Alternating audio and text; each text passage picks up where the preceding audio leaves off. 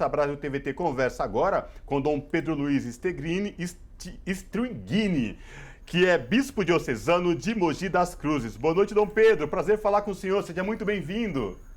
Boa noite, prazer falar com você, com a Maria Tereza e com todos os que nos acompanham. Prazer é todo nosso. Eu me confundi aqui no sobrenome do senhor, então eu vou repetir para não cometer esta gafe, Dom Pedro. Dom Pedro Luiz Stringini. É isso mesmo? Guine.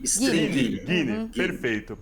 Dom Pedro, eu queria que o senhor falasse para a gente desse encontro que está sendo convocado para o mês de outubro pelo Papa Francisco, que vai tratar aí dessa questão da economia, com jovens economistas, pensando a partir de uma ótica de solidariedade, de pensar nas pessoas mais necessitadas. Então, uma ousadia no bom sentido do Papa Francisco. Primeiro, conversar sobre economia. Tem gente que fala que economia não é assunto para a igreja, para Papa, para bispo.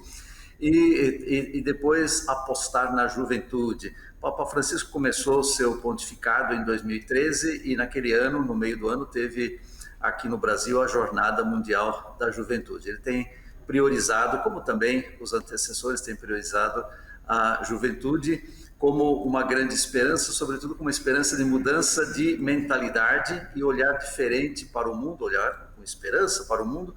E, claro, para olhar com esperança para o mundo não pode se desprezar a questão da economia. A economia de Francisco, como está sendo chamado este encontro. Aqui no Brasil até se fala de economia de Francisco e Clara, para englobar bem o caráter feminino da economia, a própria palavra economia, que é feminina também, e também o olhar feminino que completa aquele masculino. E uma economia, a economia de Francisco, uma economia para o futuro, só pode ser uma economia que defenda a vida dos seres humanos, a partir dos mais pobres, e a vida da natureza, da casa comum, como o Papa Francisco chama, e, portanto, uma visão humana, ecológica, ou da ecologia integral, aquela ecologia ambiental e ecologia humana do Papa Francisco. Sem dúvida. Dom Pedro, queria aproveitar o senhor aqui, que entende com certeza muito mais do que a gente, explicar um pouco da ordem franciscana, São Francisco de Assis, que tem tudo a ver com tudo isso que a gente está falando, esse olhar para o social.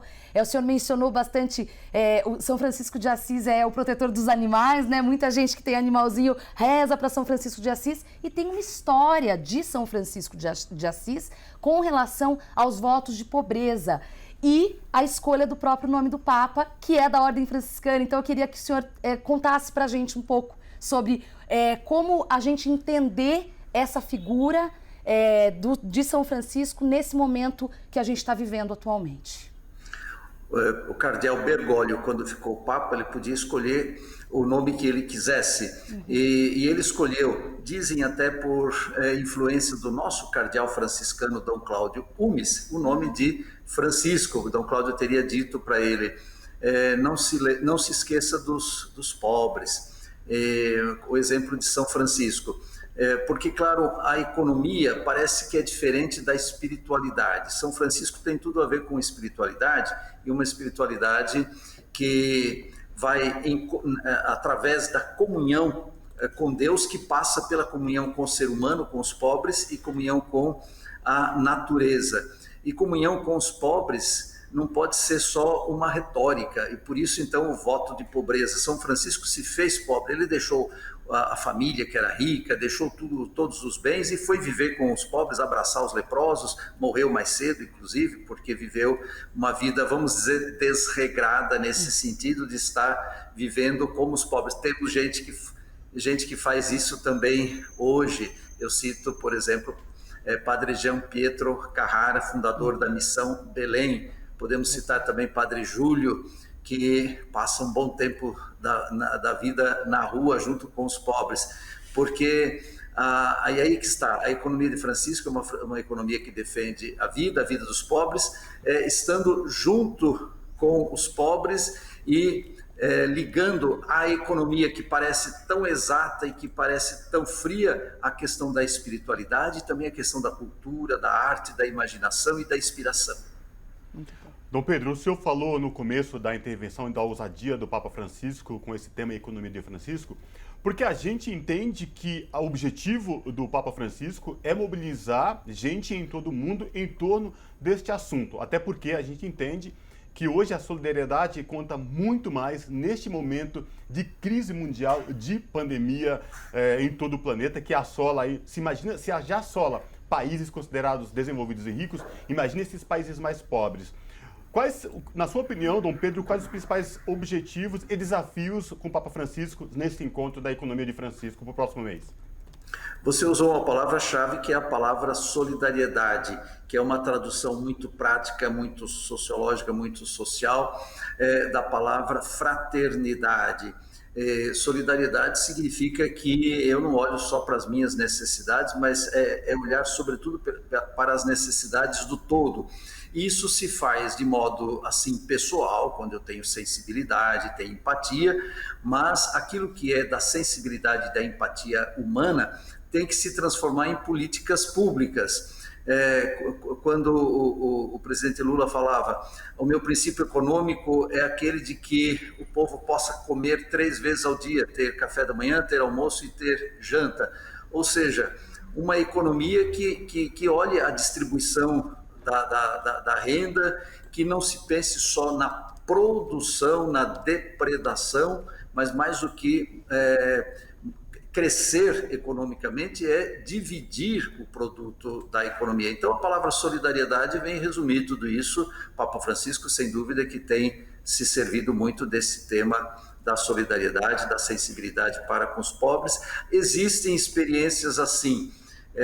Eu fiz uma citação de um governo, mas existem também experiências assim na própria igreja, a economia de comunhão, que Chiara Lubich, que fundou o movimento dos focolares, ou seja, a repartição dos bens, não basta multiplicar, mas tem que também dividir, muito à luz do que Cristo fez da multiplicação dos pães. Os apóstolos achavam que não ia ter comida, e ele disse, dai-lhes vós mesmos de comer, ou seja, vamos dividir o que tem, e do pouco que tinha deu para todo mundo se saciar, da produção do mundo dá para todo mundo se saciar, ninguém devia passar fome. A fome é a expressão mais vil da injustiça social, essa justiça que tem que ser construída.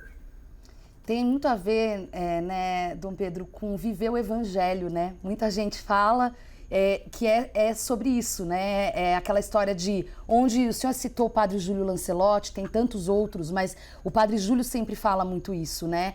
É onde estão os irmãos mais invisibilizados pela sociedade, que é onde Jesus está, né, Dom Pedro?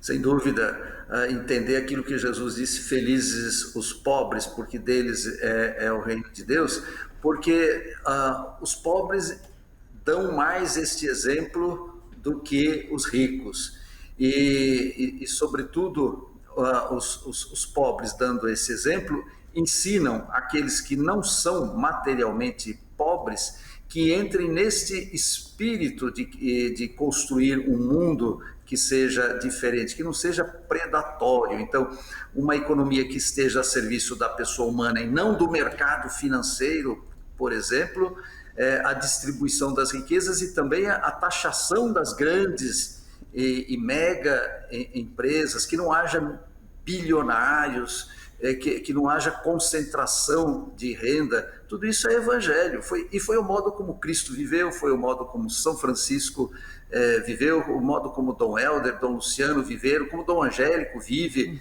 aqui nesse mundo, como Dom Paulo Evaristo. Nós celebramos 100 anos do nascimento de Dom Paulo Evaristo, e como nessa celebração foi percebido o quanto ele está vivo, porque os seus ideais são mais do que nunca necessários nos dias de hoje, que ficaram dias tão difíceis aqui no Brasil, numa conjuntura completamente contrária a tudo isso que nós estamos falando. Quando eu lembro que em 2005 nós estávamos numa euforia, defendendo o desarmamento, trator passando por cima de armas, Instituto Sou da Paz, etc.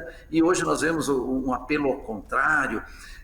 Quando o SUS foi se desenvolvendo para compartilhar, socializar também o atendimento na saúde, hoje nós vemos o Ministério da Saúde assim tão degradado e a pandemia já fazendo 600 mil mortos por negacionismo, por corrupção, por falta de interesse em trazer no tempo oportuno as vacinas. Então, olha o quanto hoje Dom Paulo Evaristo é atual, a mensagem do Papa Francisco é atual, a mensagem de São Francisco e a mensagem de Jesus e do seu Evangelho. Muito bom.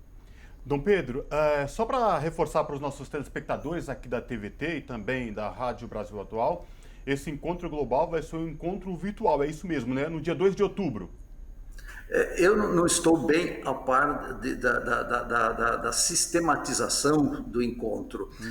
Mesmo que um grupo pequeno possa ir, mas a maioria vai participando virtualmente. Aliás, isso foi o que nós aprendemos nesta pandemia, que a gente pode se comunicar, que a gente pode estar junto, mesmo à distância e mesmo com os cuidados de saúde que ainda se requerem nos dias de hoje para vencermos a pandemia, graças a Deus, diminuída pela vacinação. Não é outra coisa. Por que ainda tem gente negando a vacina? Então, de qualquer maneira, entre os que participarão, grupo reduzido, e os milhares que vão estar online, esta conferência vai acontecer. Tá certo. E é isso aí. Então, no dia 2 de outubro, esse encontro online da Economia de Francisco, eu quero aproveitar esse momento para também dizer que a Pontifícia Universidade Católica do Paraná também vai sediar, agora em outubro, entre os dias 13 e 15, o Congresso Internacional da Economia de Francisco na América Latina e Caribe, como uma extensão, por assim dizer, desse primeiro movimento do dia 2 de outubro. E com isso, quero agradecer demais a presença de Dom Pedro Luiz Strigini, bispo da Diocese de Mogi das Cruzes. Dom Pedro, muito obrigada pela participação. Prazer imenso falar com o senhor aqui no Revista Brasil TVT. Até uma próxima oportunidade.